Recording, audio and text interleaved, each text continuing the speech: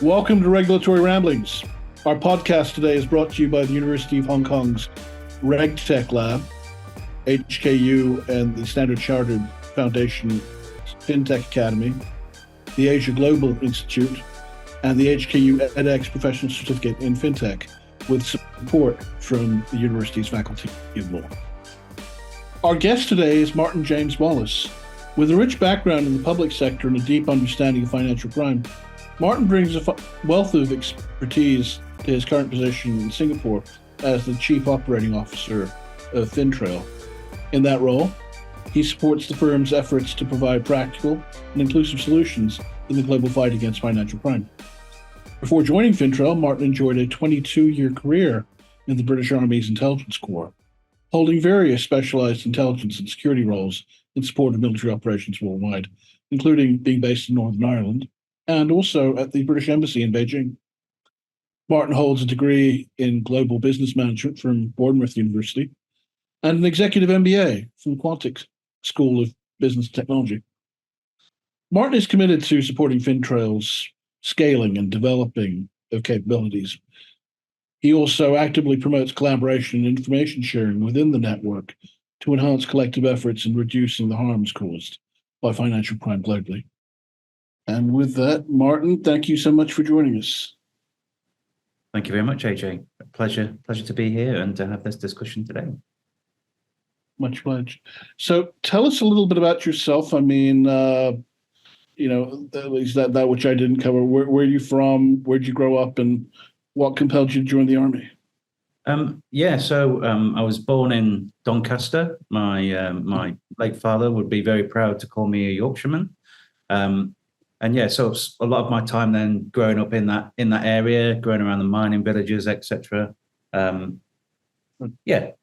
Great opportunity to get out into the woods and into the wild, and no mobile phones then, so a great way to go and just get out, explore and do stuff. So that's sort of like my childhood and what I saw there. And then sort of as I got into my later years, a lot of my friends were 2-3 years older than me. I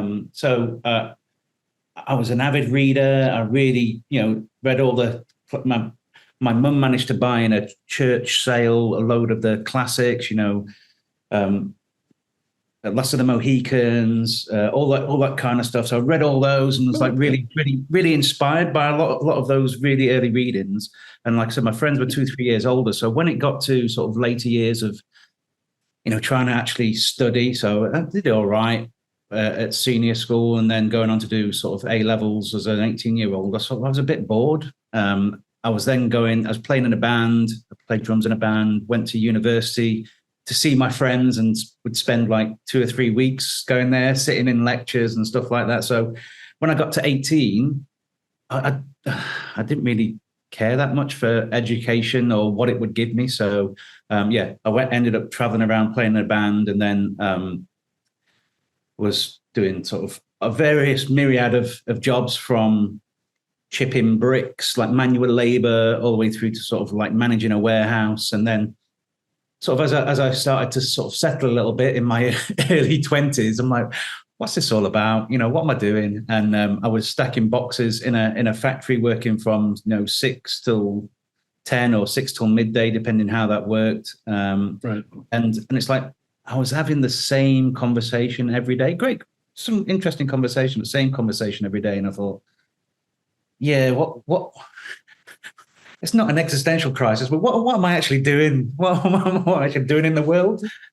What's it all about, Alfie? Yeah, I mean, same conversation with the same people who were content with their lot in life, and clearly there was something restless in you. Yeah, because I'm gathering that wasn't enough.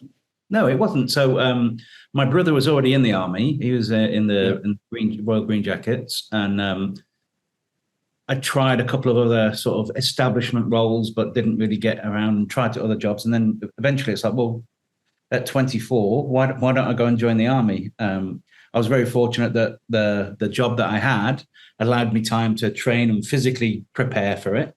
Right. But that was not a problem. And then when I went to go and join, it's like, well, what do you want to do? It's like, I've got no idea what can give me something that I can take beyond being in the army. And actually the recruitment sergeant was the same regiment as my brother, and he's like, well, why don't you join the Green Jacket? It's like, well, yeah, I could, but what else is out there? So things like signals, telecommunications, IT, and that kind of thing. It's like, well, that's probably future proofed. And then he's like, oh, there's this intelligence corps thing. I'm not really sure what they do, but yeah, that might be interesting. It's like, oh, okay, let's have a look at that. So I was very fortunate that usually it takes quite a long time to join, but because the intelligence corps was moving at that time, their headquarter locations, ended up doing like the entrance to the army tests and then entrance to the intelligence corps tests, like within a couple of weeks. So I joined within a couple of months. But yeah, when I started speaking to somebody that is actually in there and telling me about it, it's like, that sounds interesting. And as a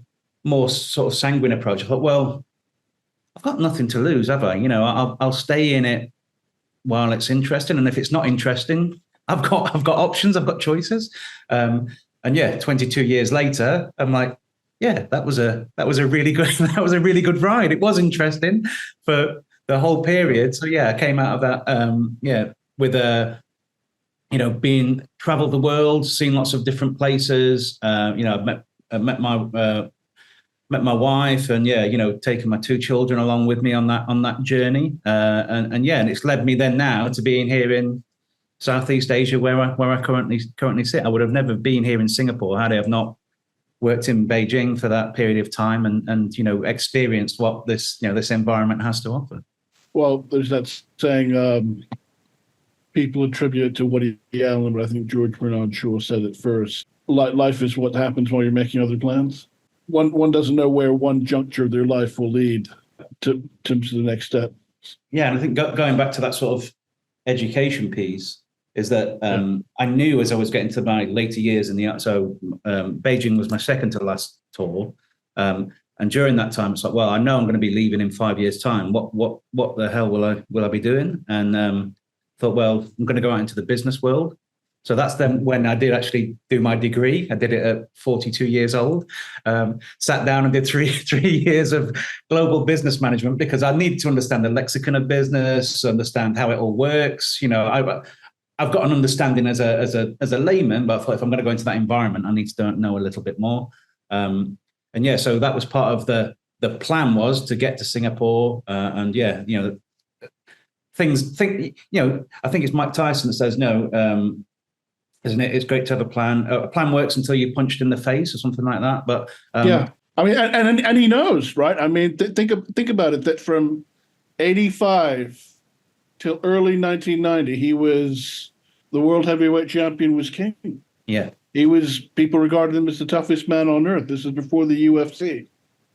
And then one night in Tokyo in early 1990, and someone by the name of James Buster Douglas pulls off the greatest upset in combat sports. And again, that those types of sudden shocks that don't go according to plan, that change the trajectory of your life.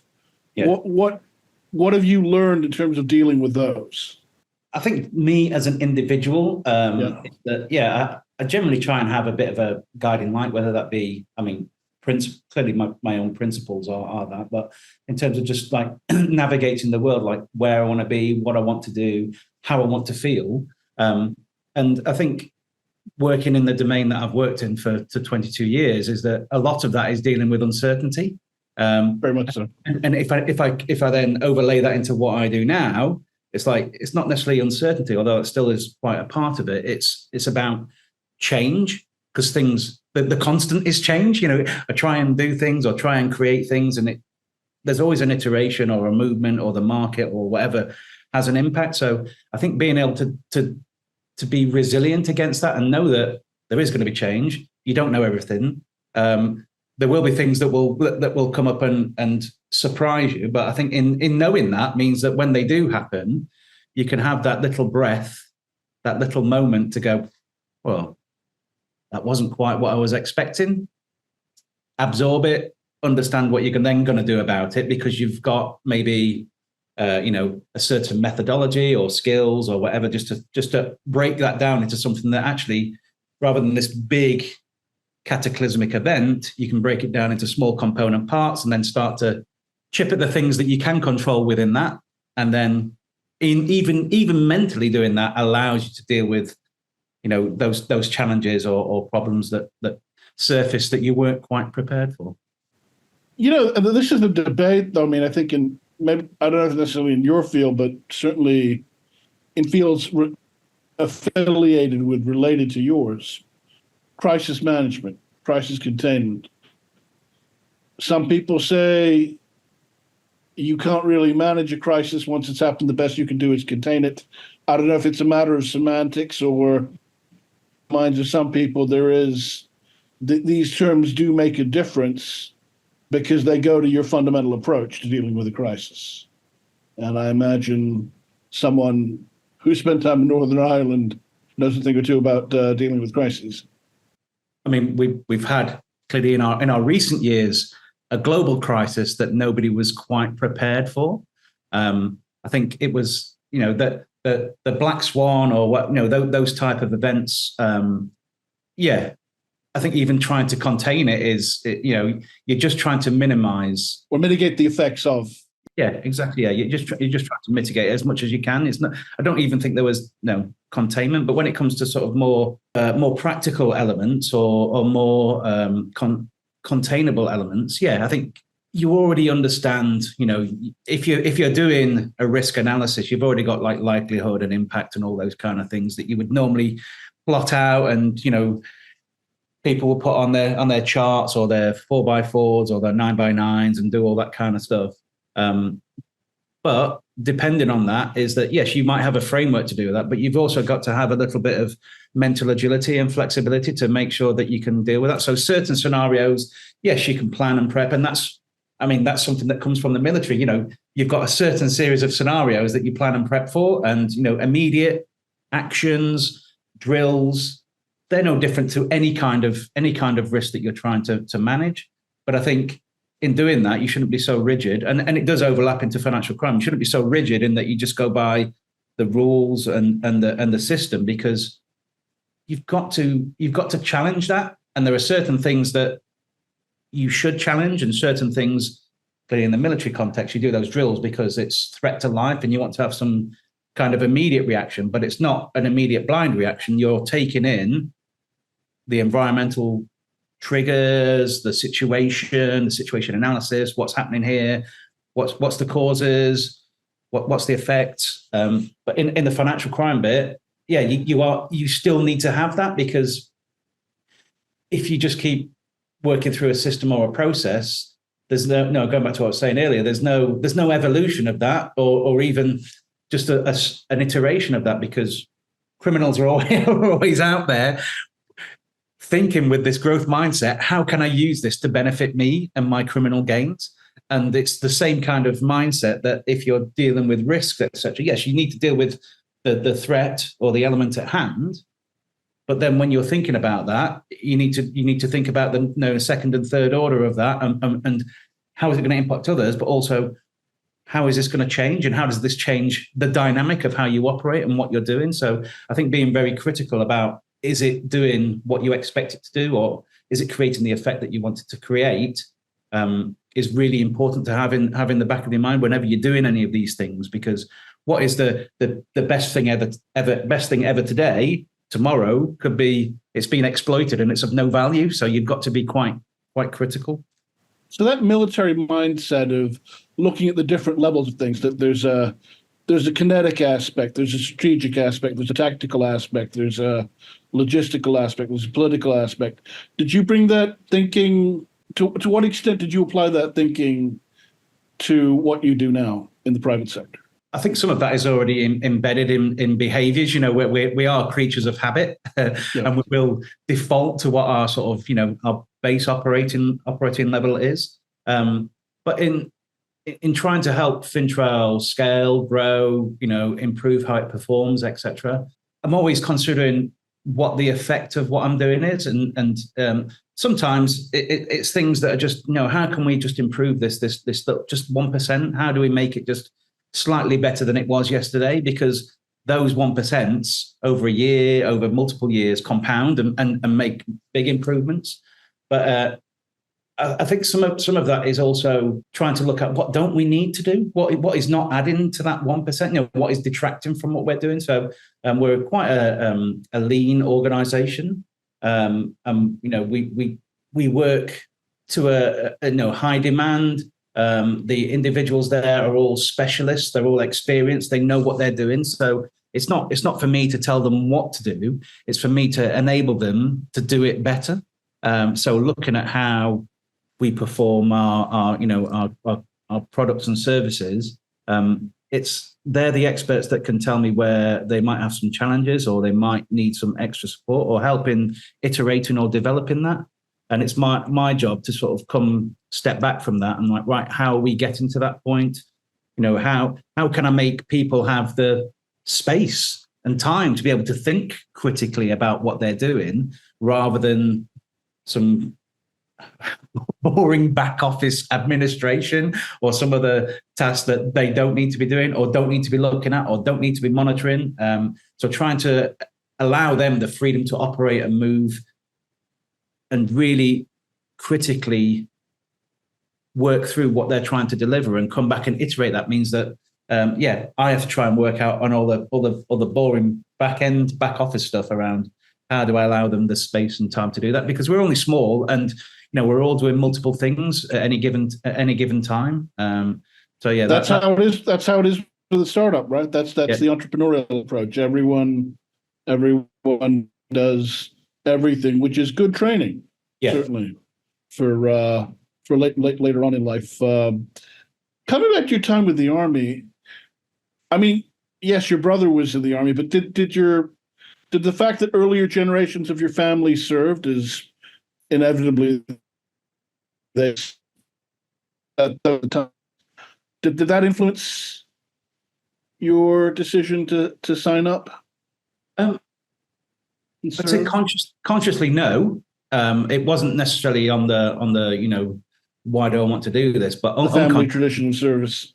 Yeah, so unconsciously, my uncles served. They were in the Green Jackets, which is where my brother ended. My dad did serve as a territorial for a number of years, which I think some of the and those are basically the reserves. Would that be a fair assessment? Yeah. So he was in the Special Forces Reserves, and a lot of what he brought, I think, guided me into that, but it wasn't necessarily a conscious that I felt a weight of tradition or something that I needed to carry on. And maybe that's me being selfish. I don't know, but it was more about what as a younger man, I was quite principled. I did have, and naturally, when I speak to some of my friends from that era, it's like, I'm surprised you joined the Army because at one point I had very long hair. I was playing in this rock band, traveling around. It's like,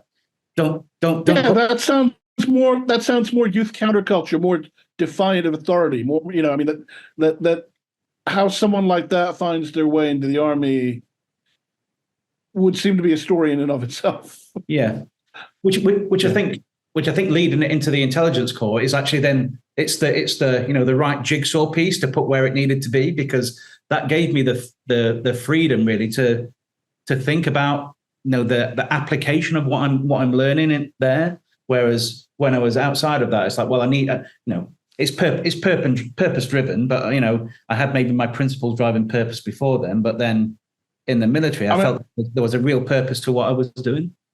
And please don't take this pejoratively, but my sense that when I've encountered former intelligence types, either in intelligence services or in military intelligence roles, they're looking for the offbeat types. They're looking for the oddballs. They're looking for somewhat eccentric people, not just highly intelligent people, but people who can view the world differently.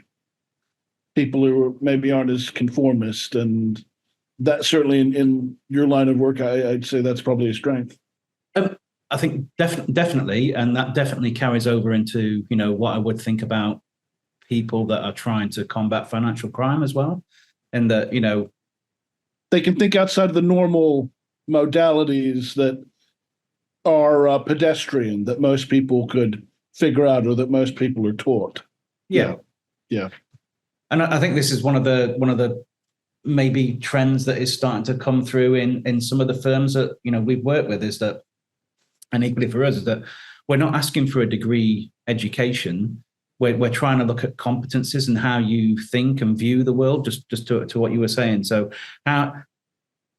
what's the point of having a team of however many people that are all thinking the same way? That's not going to enhance, evolve, iterate, provide any kind of critical analysis in what you're doing, or critical analysis to the information or the data that you're trying to work through. So I think having slightly different experiences, backgrounds, your education path, where you've worked, all these things add up to a very potent workforce that can really then challenge, evolve, try and make things that little bit better, because both from that military context in the individuals that I've worked with, there's clearly certain criteria that needs to be met to be able to be involved in that area. But then in my role at FINTRAIL, and when we look at hiring and how we want to try and get the best people to come and help us, provide the best service to our clients, that's something that is very much at the forefront. It's banged on quite widely around diversity, but I don't just mean diversity because of the protected characteristics. I mean diversity as well, from a diversity of thought and how you work out a problem, how you look at the world, what's your background, and what's the lens that you view it with, because that creates some great discussions and also provides those different perspectives that you just wouldn't get if you didn't have that in your organization. I know. I mean, for the longest time, for example, the FBI only hired lawyers and accountants. And yes, that served the purpose of crime detection and prevention in an earlier age. Yeah. But then they had to open it up. It made sense to open it up to people with backgrounds in criminology and psychology and engineering and medicine. And I mean, Kroll, for the longest time, they will hire former law enforcement and intelligence types and, the spooks, but they'll also hire journalists. Yeah. And a lot of the time, it's the same skill sets of, finding information, but coming at it from vastly different perspectives. And so they claim it made for a richer environment, because often, the journalists might think of things that the ex-cops or the military types wouldn't think of. In fact, about a month ago, someone who applied to broadly speaking, one of your competitors in this space, going back to what you were saying about you're interested in diversity of thought and how you think through problems, and you're not necessarily looking for a particular degree. The exam this young lady got, I mean, the questions they were asking, they had nothing to do. Well, in a roundabout tangential way, yes. Yeah. They had to do with due diligence, KYC, politically exposed persons. But they wanted to know how she thought. I mean, and then one of the questions was, which superpower would you rather have? Strength, flight, or the ability to be invisible? Yeah. And obviously there's one particular power that, well, there are two, because this firm still has, armed men with guns in its employ, which Kroll no longer has. There, I've kind of given it away. But there's one particular skill of those powers that lends itself more neatly to that particular line of work. But the fact that they're asking that type of question says to me they want to know about mindset. They want to know about attitude, priorities, and temperament as well. Yeah. Well, I think in those kind of scenarios, there probably is no right answer. It's about how do you present a logical argument for whatever skill and its application within this given scenario. And I think taking that position, that tells you more, irrespective of whatever, flight, strength, invisibility. It tells you more than actually just using that skill. It's like, how do you work in a, going back to saying about uncertain, that who knows what would be best or what, but how do you articulate that? How do you precisely? Because one might say, okay, this guy's chosen strength. He values brute force. He has his role. He has his purpose.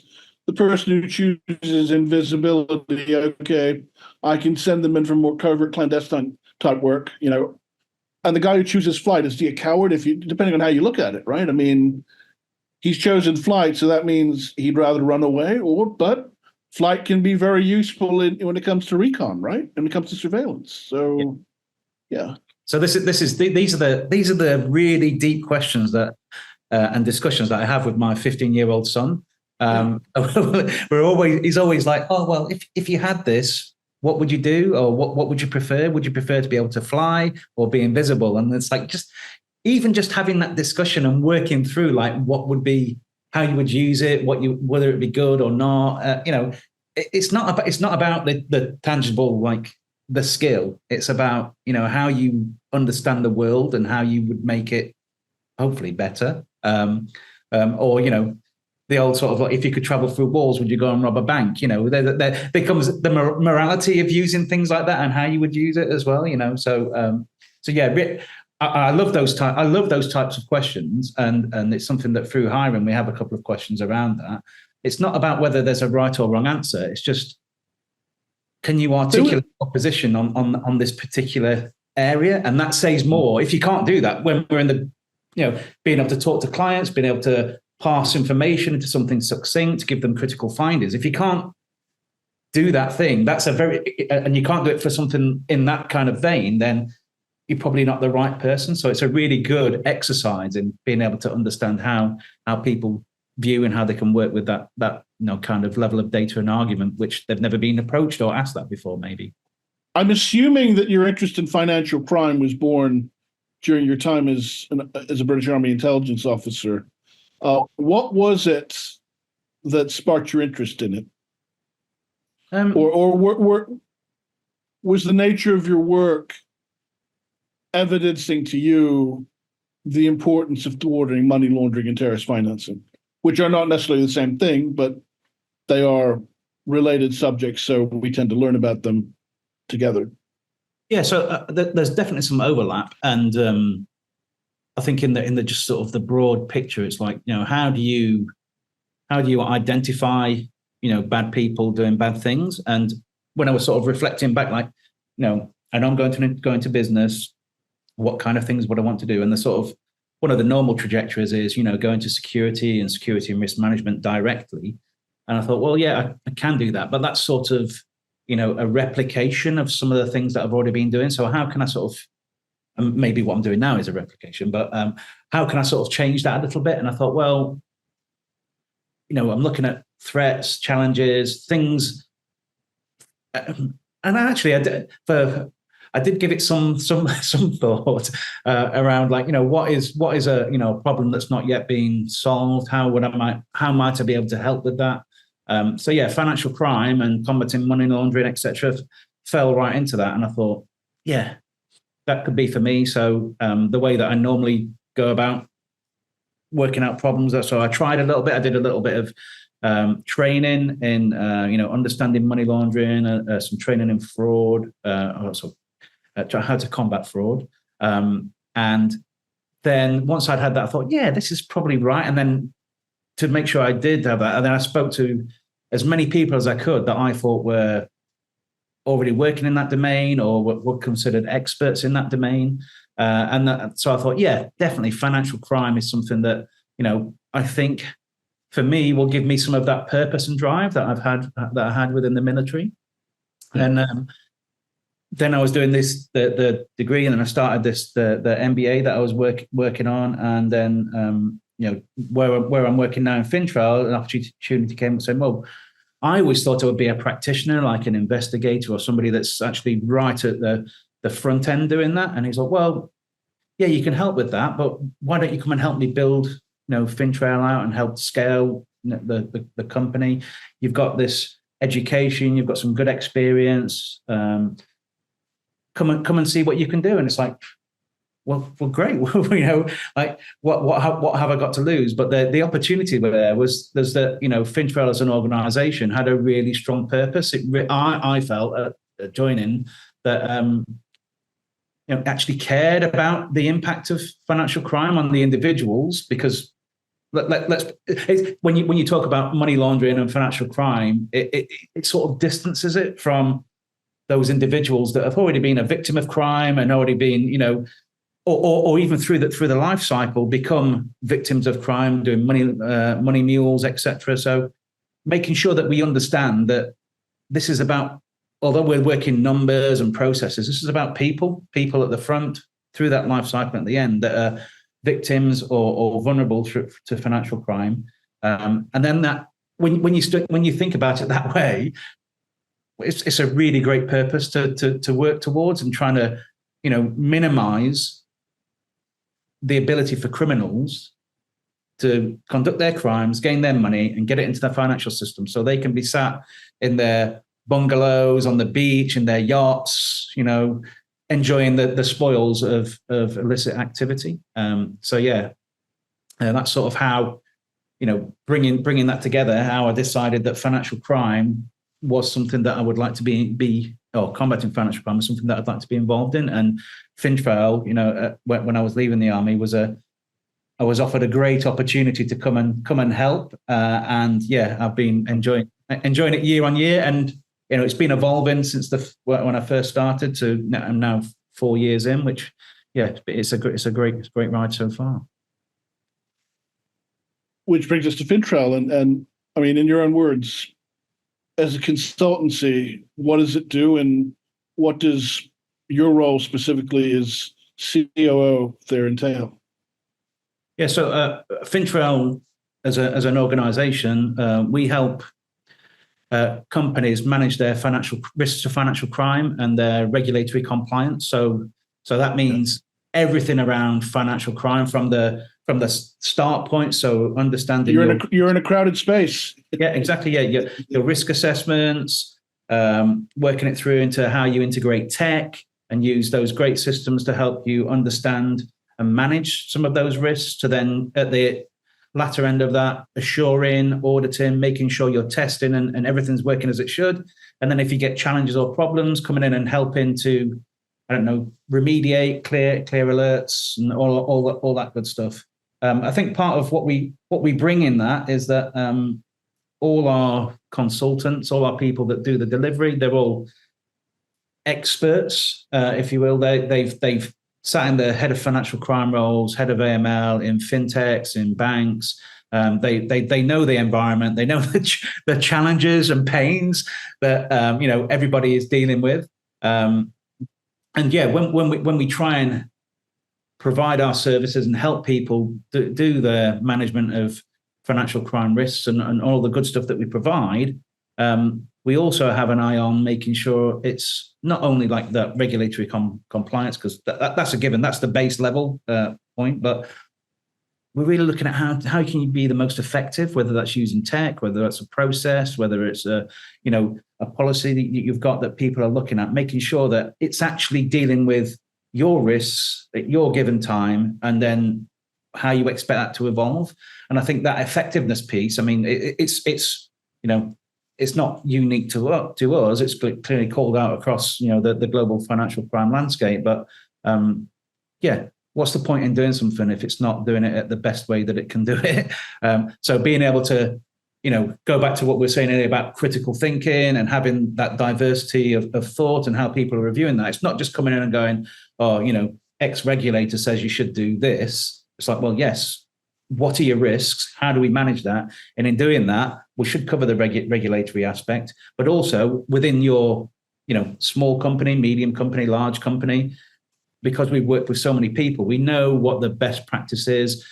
We are reviewing and looking at how we can get the best value out of the systems. And what you've got, the mantra is doing more with less. So how do we look at what you're doing and say, actually, if you did these 2 or 3 things, you would improve how you're operating, you would get better outputs.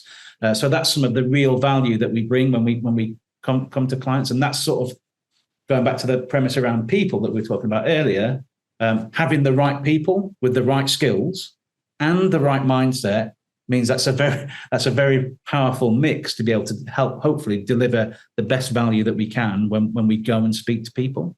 And then for my role in that as COO is when we first started, when I first started, it was a very much a new role. And how do we mature the business? How do we make sure we've got all the right tools, the right systems, the right processes, so we can have those best people delivering their best service that we can. So quite simply, it's like an oversight of everything, but then in some areas built, so HR building that out into something that's quite competent and what people would expect. Because if you want to attract the best talent, you've actually got to give them something that is comparative. So yeah, we're not the, just come and take whatever you want and you can have all this time, whatever. But we're a very, I think we're a very attractive package, practical, trying to give value to our employees. But in that trying to give value, it's not just about, the finance, the benefits and all those kind of things. It's about having, going back to what I was saying earlier about the freedom to explore, the freedom to challenge, the freedom to sort of think about what you're doing and come to me, come to the rest of the company, go, hey, look, we're doing this, but I think there might be a slightly better way to do this. And that is the real, allowing people to do that, but also selecting people that can do that. That's the real, I don't know, the goldenness of having and working in this organization is that I get to work with people that are like that, and that rubs off. Yeah. You felt it in an office or somewhere wherever you've been working. If somebody's a negative Nelly, I apologize for Nellies out there, but there's always a problem. There's always yes. Human nature is we're always going to complain about what's not quite right, but having people that come in and go, oh, I think there's a better way of doing this. Can we try this? Can we try that?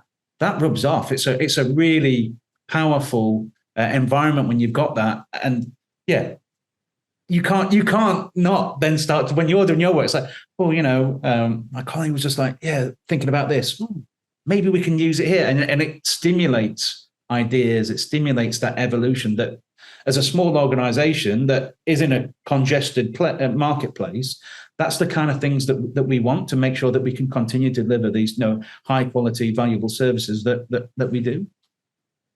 Going back to your point about anyone can complain about the problem. Okay. It's long been said that oftentimes defining a problem accurately is more than half the battle. But here's my question to you.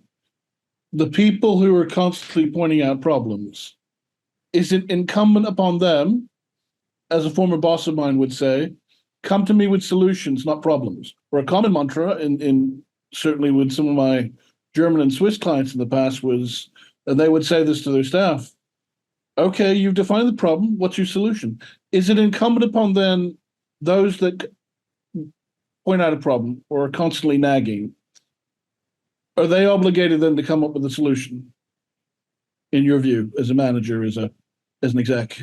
Or is that something you will give some thought to as a leader, or you will arrive upon it as consensus? But in the first instance, the person who points out the problem, are they obligated to come up with a solution, or at least try to? I think a self-serve solution is great. If you've identified a problem and then solve it, that's great. I think if you are doing that though, you need to communicate that, because it might be your one problem, but it could be a team-wide problem. So I think there is a thing around like notification, and then more generally, do I expect people to have a solution? No, but I expect them to be part of that solution because they're dealing with a problem. But problem notification means, yeah, of course, it gets put into the pot. You would triage that. What's the highest priority? What's the biggest impact? How do we deal with that? But equally, they're in looking at those problems and identifying them. That's part of that critical mindset. But what we don't want is that you're just looking at problems and the expectation that it's somebody else's. You've identified it, but it's somebody else's problem. Well, no, it's a problem that's clearly affecting you. So you should be part of that solution, whether that's I would find a solution and you would test it and make sure it is right. So frontline function specific responsibility. Yeah. I think you so to take that sort of a step back is that you've got to understand why you're doing things. So I think if you understand why you're doing something, then when you're identifying those problems, then you understand what the impact is and where it is. So you get into that really, a really good reporting of what it is. And if you understand why, then you probably understand in some degrees how you might be able to solve that, or what might help resolve that challenge that you're dealing with. So I think if you understand why, it means you understand or can help to define your problem better, because you know what the output you're trying to achieve. But if you don't understand that, then you don't really understand the full aspect of the problem. So, but yes, I would expect somebody, hopefully understanding why, to find the problem and say, if they don't have a solution, I think maybe we ought to try X or Y. But if they've got a solution, then communicating that, and then we can test it and make sure that it does what it's meant to be doing. I bring that up, and that's what. But I bring that up because for as long as I've known you, a recurring theme with you is continuous improvement, learning, and curiosity. And I remember Nicholas and Nassim Taleb, the author of the Black Swan, pointing out that there are certain organizations, certain countries, certain systems in the world that every crisis, every problem is a learning opportunity, and that they learn from it and they feed it into their base of knowledge. And so that those mistakes don't get repeated again, as opposed to certain countries that are basket cases, certain organizations that commit the same errors again and again and again. It was said about the neocons regarding the Iraq War. They've learned nothing and they've forgotten nothing. Or the Jacobins in revolutionary France, much was said about them. The people that learn nothing and forget nothing. And so, why is this so important to you? The importance of continuous learning and curiosity, and the improvement aspect's clear, but many people feel, I've gotten my credentials, I've learned on the job, which is the best learning you can get, and over time you get better. So if you've gotten your credentials and you're learning on the job, is that not enough, or do you feel, even in your line of work, as with lawyers and accountants and doctors, some degree of continuing education, remedial education, is still necessary? I think we're humans, and we are guided by our emotions. And when we talk about even from a military context, we try and create the historical record of where we've faced challenges and how you read Sun Tzu, you read Clausewitz, you read the classics on war, you know about tactics and strategy. What else is new? Even though technology does change, but so all of those, documenting, and you would think that yes, we learn from those. Yes, we do learn from those. But going back to the Mike Tyson element, either you have a plan, but it works until you get punched in the face. So going back to curiosity and that continuous learning, I think that having that kind of mindset or that approach helps you deal with the uncertainties or those unknown unknowns that you would then end up facing. So part of my learning style. Oh yes, the Rumsfeld. Yeah. But part of my learning style then is that I'm not somebody that would read around a problem or just read for the sake of it. And that sounds like I don't enjoy reading. I do enjoy reading, but generally I'm reading because there's an itch. There's something that I'm wanting to find out about. And even I think now in the digital age, it's like, I need to learn something. I need to learn a new skill, or, do you know what? I actually did it for, a plumbing problem that I had. It's like, I've got a problem with one of the toilets. I've never done that before. How do I learn about that? So a quick, tap on the keyboard and you've already got a YouTube video or somebody's blog that's describing step-by-step how to do something. It's like, wow, it's like, it's not quite plugging into the matrix. Like I know something, but it's one thing to know. It's another one to apply that. So right. my learning is that, I want to know why. which is the curiosity. And then when I want to know why, then I want to apply, because I've either got a problem or I've got a situation that I'm trying to resolve or understand better.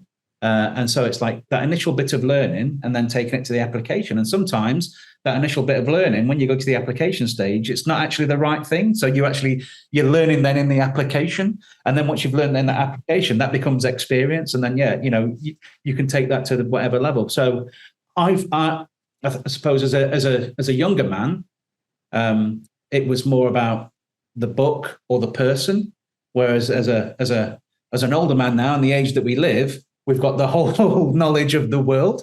Clearly, you've got to refine that into what's useful and what's not, or what's maybe true and what's not. But yeah, having this digital library of knowledge for me is really, really great. And now we move into sort of having co-pilots with generative AI and things like that, which, are changing that landscape. So being able to take some new knowledge and apply that has become quicker, more in depth. So yeah, I mean, if you don't have the curiosity, you're not going to go to search or find those individuals or do those things, because you're just going to be happy with your lot. So taking that back to the micro is that if you're in your role and you get a little friction, or why every time I do this, why does it do that? And then you get curious as to why. And then that's going back to the problem resolution, because you've been curious and like, why does it do that? And then you understand why. Oh, actually, yeah, if I did these 2-3 things, it would stop doing it. Okay, simple, boom, that's done. That's the initial resolution. Or if it's why, and it's like, why is it doing that? Oh, actually, this is a much bigger problem that I can't solve, or I need some assistance. Then you can take that broader and get some resolution. But if you don't question why, then have that curiosity, then you're not, maybe it's me, but I don't think you're going to really learn in the right way, because you're not going to have that tangible output, because you're actually trying to resolve something that's butting against you and causing you a problem. Well, I had a situation with the one case I was working on as a researcher, and we were dealing with one older attorney who graduated from Harvard Law in 1957. Okay, you might say that he got into Harvard suggests he's smart and he's a member of cognitive elite, and yes, he's a respected at the bar. But some of the younger lawyers had to explain to him that there had been certain changes in the law since he went to law school. And, that lack of curiosity, well, sometimes because of your seniority, because of your position, you can get away with being less than curious, because a lot of that drudgery, a lot of that legwork is delegated down to younger underlings further down the pecking order. Yeah, but going back to what we were saying around like having the right teams, yes, you might delegate some of that, but if that person has the call it psychological safety to be able to go and say, hey boss, there's been a few changes. Maybe we ought to do it in a slightly different way, or this is something that you need to know, and raising that rather than just my boss is out of touch now. So it's much more of a working the relationship between that. I mean, we're quite a flat organization, so it's quite easy for us. So I can understand in other organizations where it might be a bit more structured, you might not have that, but I don't know, it happens because it happens, but in the ideal world is that you would want people that would be able to help support you. And even if for that individual, if they've got an understanding of why, then clearly they might be a bit more curious. But if you're hiring the right people to support you, because there's always somebody that's smarter, has more creds, whatever you want to call it. But yeah, why would you want to hire people that are just people that are going to do it without thinking? You want to hire people that are smart and can improve the landscape. So yeah, I feel. Well, I think part of it's also a generational divide. And age factors into it. Younger people older people, even if the younger person's right and knows things, oftentimes it's hard, I find, for the older person. People can become hidebound with age and set in their ways. It's harder for the older person to humble themselves and listen to the younger person. I had a friend who went to college, got a bachelor's degree in agriculture, tried to bring that knowledge back to the farm. And his father was used to doing things the old, early 20th century way. And he said, share your theories and ideas with your professors. Right here, I'm the boss. And so listening to someone who's younger is oftentimes difficult. And this brings me to FINTRAIL. Just my perception, a lot of your staff tend to be on the younger side, and I'm just wondering, is that by design? So I wouldn't. It's an interesting perspective, because I wouldn't necessarily say it's on the younger side. I think in the way that externally we communicate is clearly trying to understand the why, but in a way that, look, it's a really challenging topic, and we could be dour, we could be very rigid, formatted. It's like, how do we expand this message? How do we get this message out broader, and trying to put things in maybe a slightly different lens, or in a way that makes it accessible, means that the messaging around, how can we help improve the landscape around combating financial crime? We want it to have the strongest message that's going out there. And, I think people that are the old and bold, I would expect that they are savvy enough to be able to see the value in what we're doing and how we're doing it.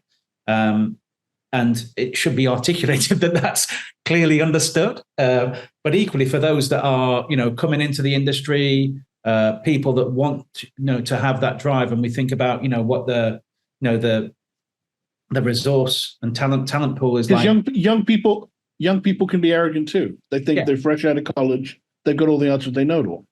I mean, and seeing the arc of my own career, I went through that as well. I was far more sure of things in my 20s than I am now.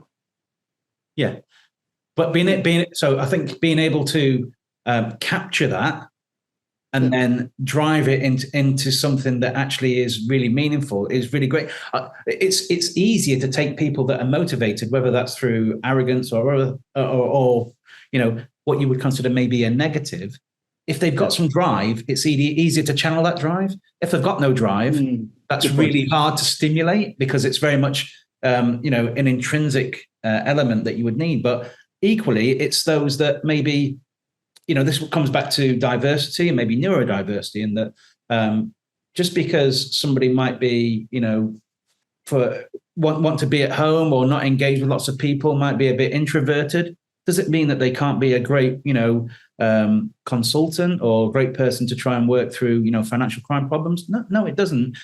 Part of what it is as leaders and managers, and I feel this very. I've worked in training elements in the military as well as doing training here at FINTRAIL. Is that part of it is understanding your audience and how they access the information, because you're always dealing with generalities. You're always dealing with trying to do it for the masses.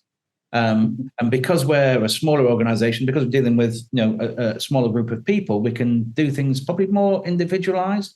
But if you don't understand how your individuals view the world or how they approach that, some of that is that they can tell you that, but you've got to be aware. So an example is that I was doing some training for some specialist skill sets.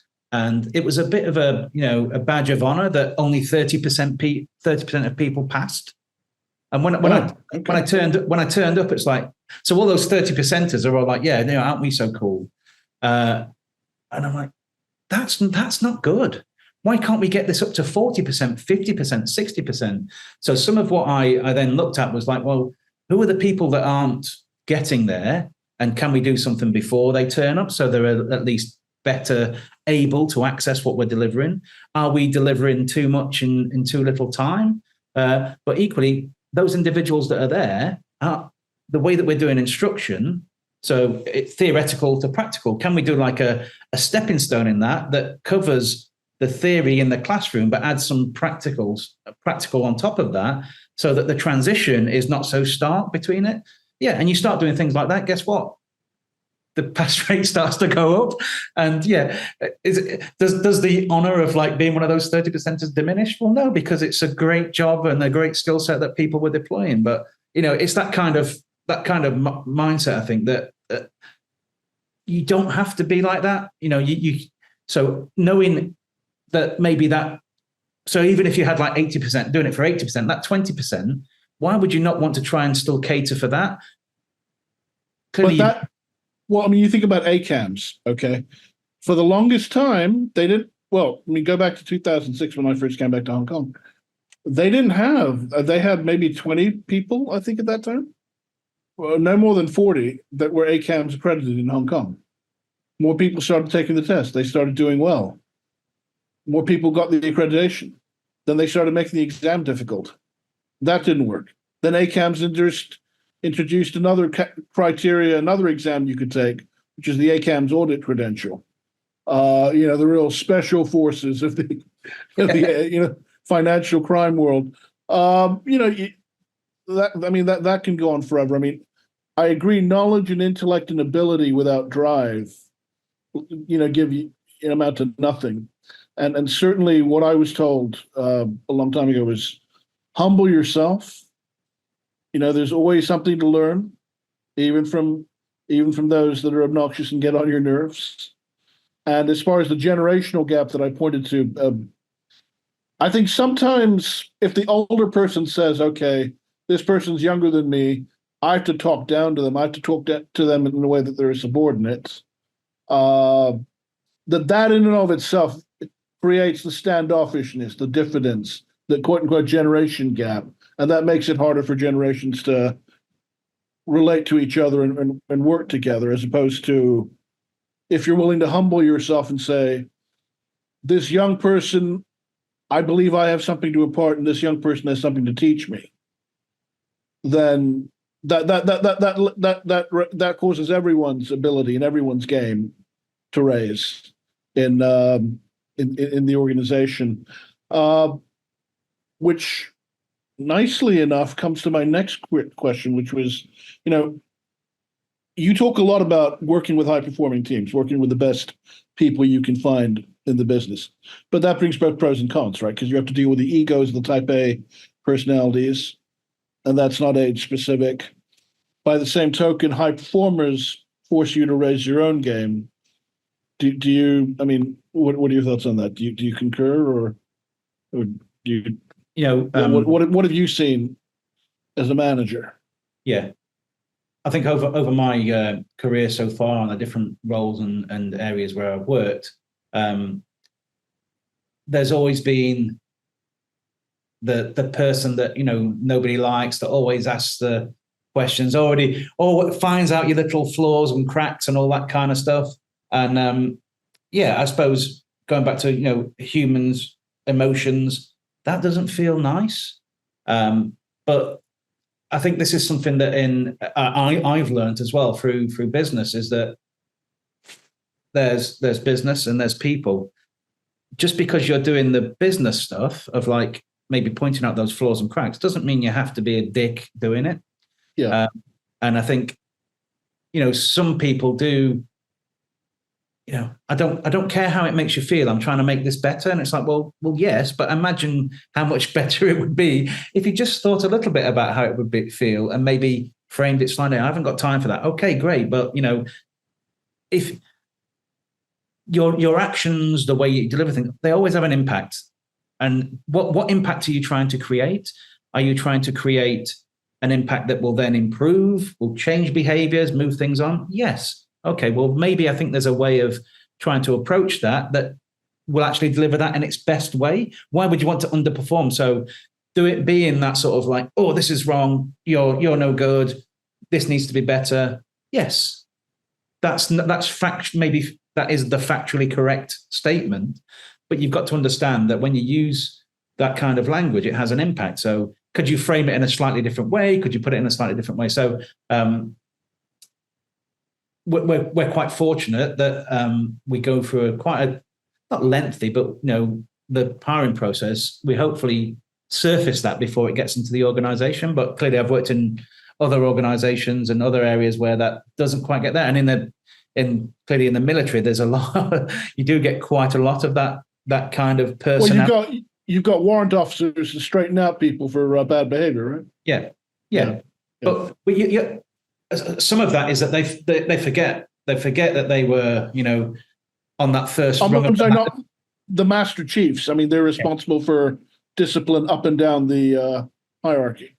Yeah, and in that kind of thing, definitely there is a time and a place for shouty, get it done right now. But the longer lasting impact is that if you can deliver that in a way that's absorbed and changes behaviors or changes how people feel and gives them that extra little bit of motivation that they can do something better, and even from that's going to have a much more longer lasting impact. And actually, in my earlier days, it's like, well, looking up, who would I want to emulate? We've all had that. I remember that boss. I'd love to be. He was great, and I would love to be like that person. And you would emulate that. You would try and understand that. And I've had the opportunity to go back to what were some of my early bosses and chat with them as I've had some more experience and getting some of that. Well, you were a dick at that time. This is what I was trying to do for you. And it's like, yes, you will be a bit more, coming out and I know I've done my degree or I've done whatever, and I know something. You can't tell me. Well, that there was a really great mantra around, somebody that has experience has made mistakes. Somebody that's really experienced has just made more mistakes. So we have to understand that we want people to make mistakes because that's how you learn. And I think having that type A of if you do something wrong, clearly they're not this environment, but other environments where there's threat to life, the mistakes that you make can have a very serious impact. But equally outside of that, you still don't have to address it in a way that is feels quite brutal, unless that's how that you're driving that. But I think knowing that we all make mistakes, knowing that you want people to make mistakes and learn from them, then how you deal with that mistake is actually more important than the mistake itself sometimes, because that sets up the next mistake and how that's going to be. So if you rage at somebody for making a mistake, how are they going to be at the next time they make a mistake? The emotional bit of that is I don't want to be in that same situation again. So maybe they might not report it, or they might, try and push it under the carpet. But if you've gone, we've made a mistake. No, we'll try and work through that. This is the measures. We can help here, there. The next time it comes well, that wasn't a negative experience. That was going back to a saying, that's an experience to learn from and to build on. And if you do that to individuals, then they become managers. They'll replicate some of that because they'll want to emulate that same feeling. That's sort of, you can be shouty, but if you really want to get the best value out of it, you have to understand the impact. And if you're shouty and know the impact of it, then you're doing it consciously. But if you're doing it unconsciously, then you've not really got an understanding of that. Or they're playing to a caricature of what they think a leader should behave like. But I mean, even in the army, I'm sure even you noticed some of your commanders were harsher than others. Some of your superiors were more forgiving than others.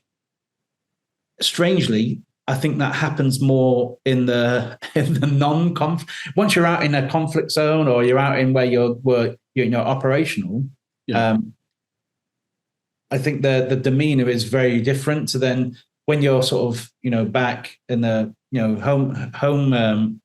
back home doing training or building around that. It's a part of that mantra of train hard, fight easy, but people tend to get a little bit more wrapped up around that. Whereas when you're actually in an area where you're deployed operationally, yes, I think you have to be very critical, and you can be critical. I mean, I've been in very long debriefs where we've been very much in the micro, but it's not personal. It's about how do we make this better? How do we manage this? And then once that's dealt with, that's it. It's dealt with. We've resolved what's needed to be done. And I think you can do that, and it works very well when there's an operational element to it. But if you haven't necessarily got that same drive, people might take a little bit more license around that, or start to believe their own bio that they are the best, the best of the best, and can't be challenged, and it's their way, and it's not, and it's like, well, yeah. That's not how it works. Well, for me, I think that's not how it works in the real world.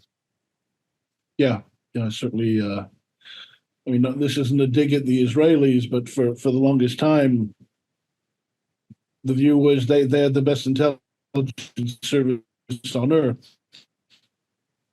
And then October 7th happened.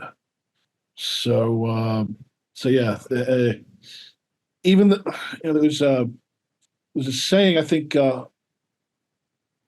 hard work beats talent when talent stops working hard.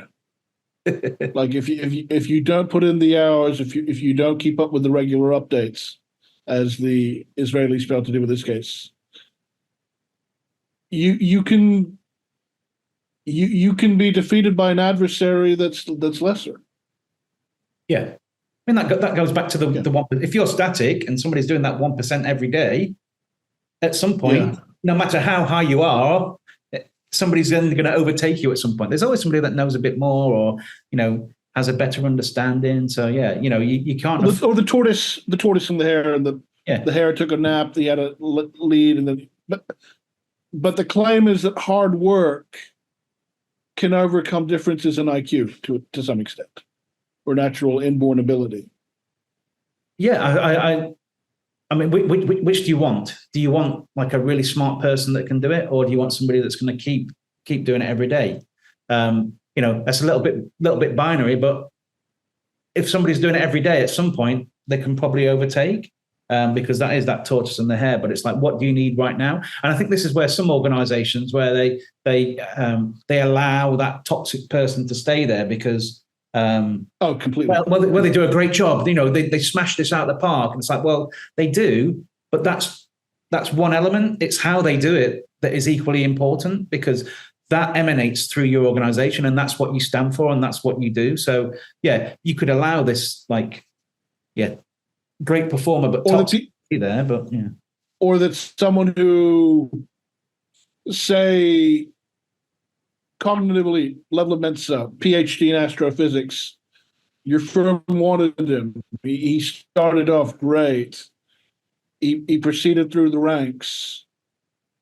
He got promoted. He ended up in a senior position. And then, for whatever the reason, maybe they felt they burnt out, or they felt that at that position they didn't have to expend as much effort anymore. And you saw a diminution in the value they added to the organization. And that's an example, I think, of people who were too smart, living off past glories, thinking their senior positions protect them. And then you've got the young up and coming types, and they're adding more value. Yeah. To the organization. You mentioned AI, and I don't want to close without us discussing that, at least to some extent. What is the role of AI, in your view, as a practitioner in combating financial crime? And will it put professionals like yourself out of business? Because, I mean, some have said pretty soon it's going to be about, your financial crime team in the bank may as well be the head of that team may as well be a data scientist. It's going to be about going through troves of data, discerning patterns, and acting on them, and that's your actionable intelligence. And pretty soon, substantive knowledge of AML, KIC, CFT won't matter as much. Bluntly, if AI could do my job and do it better, great, fantastic. If it can help combat financial crime and reduce the harms from it, great. If it will do all that, but I don't think we're at the stage where it can do all that. But I would love it to do that. Why would you not?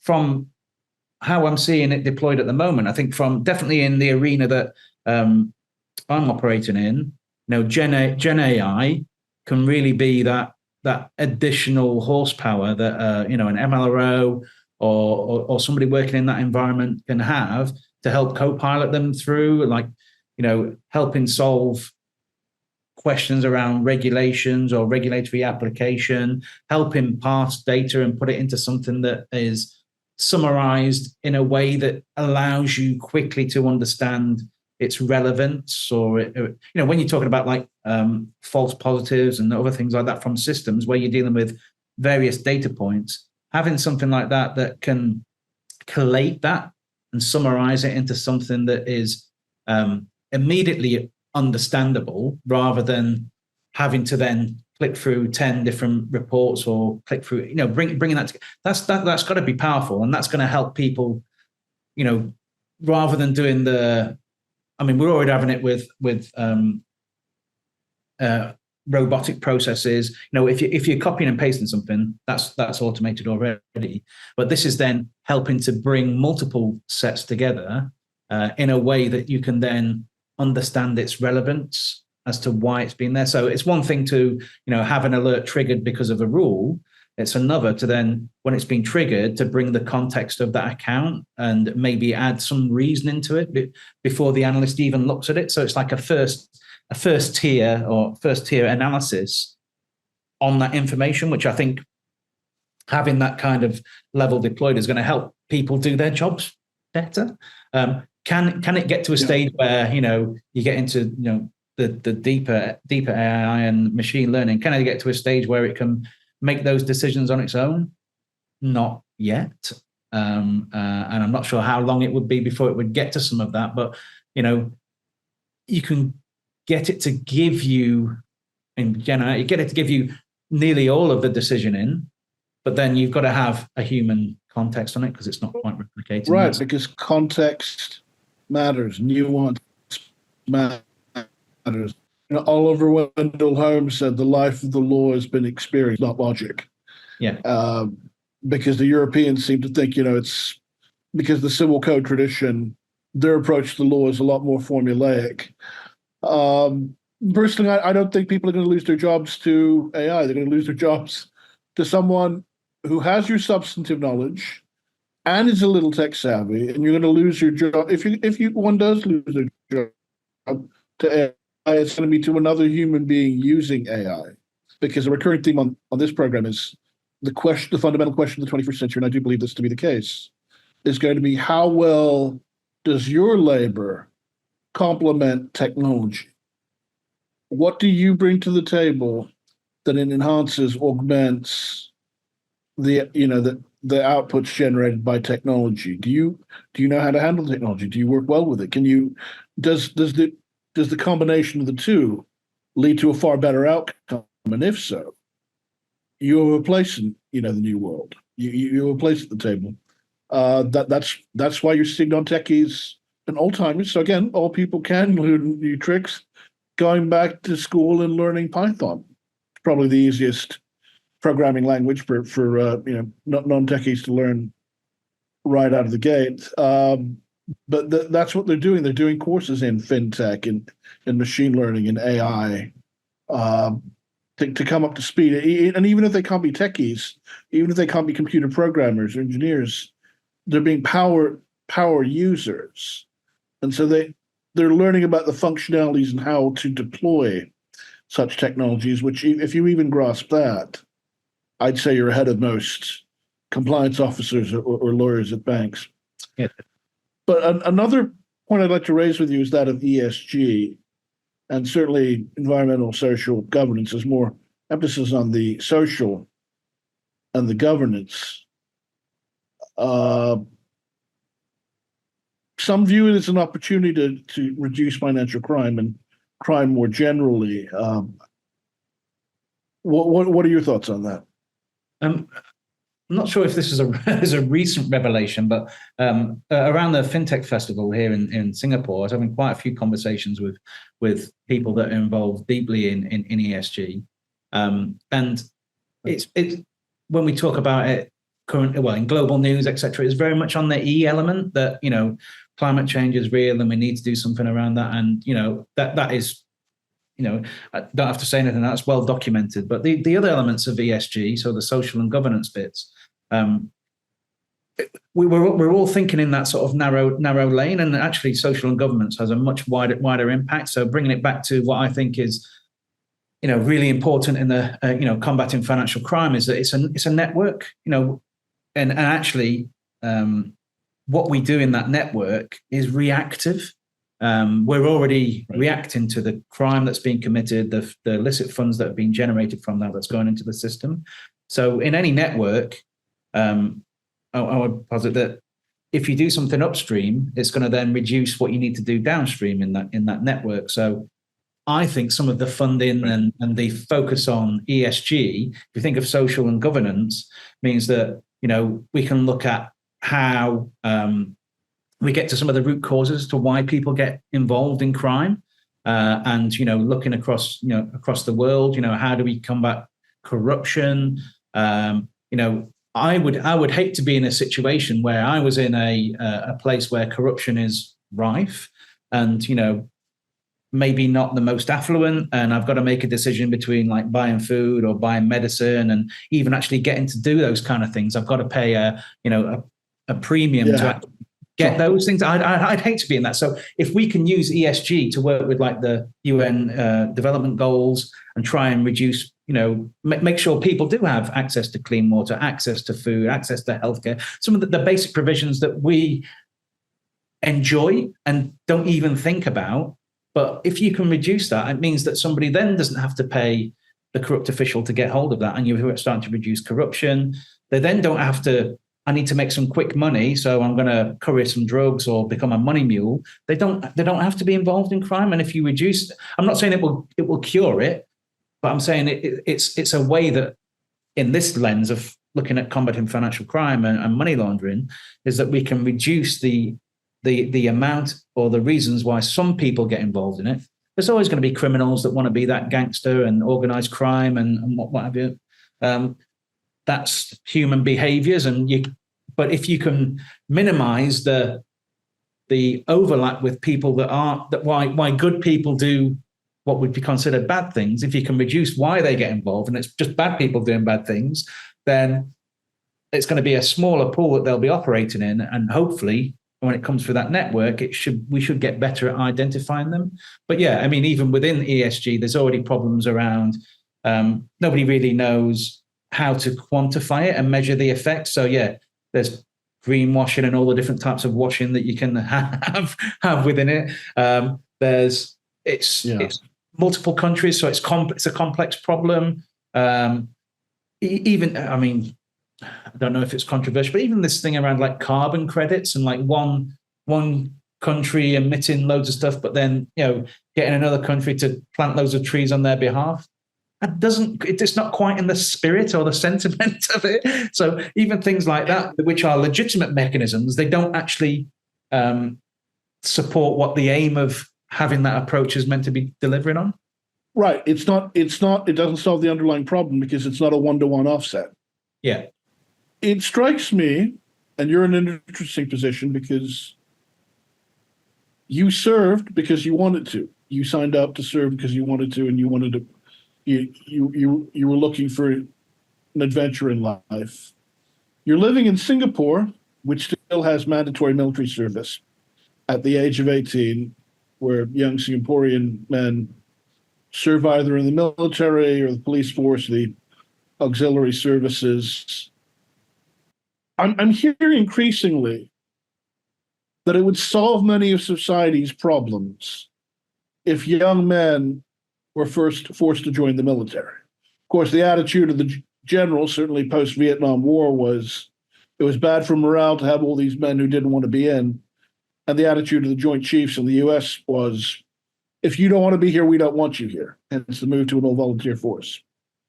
But then that creates a distance between those that serve and the rest of society, and where's the sense of shared sacrifice? What are your thoughts? Should every young man serve in some capacity? I mean, in much the way Germany has a public service requirement, which can be done either in the army or in a number of different ways. What are your thoughts on that?